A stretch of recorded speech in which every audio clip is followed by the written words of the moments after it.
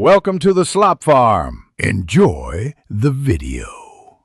You start by securing data and confirming accounts. Back up important files to Google Drive or a PC, then make sure battery is above 50% so the reset won't fail. Once done, remove an external SD card to avoid formatting it. Next, check and note the Vivo or Google account credentials so you can sign back in after the reset.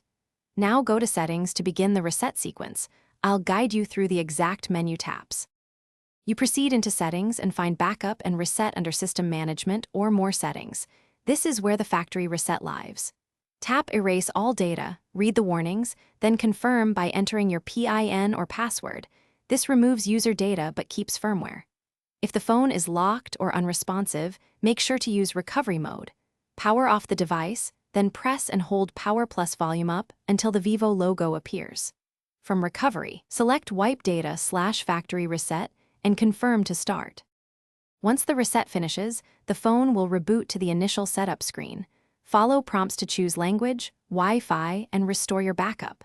Make sure to sign into the same Google or Vivo account used previously to avoid activation lock.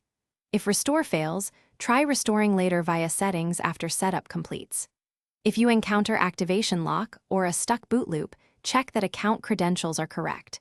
If problems persist, contact Vivo support for FRP or service guidance rather than attempting risky third-party bypasses. Thanks for watching. Consider subscribing if we helped you today.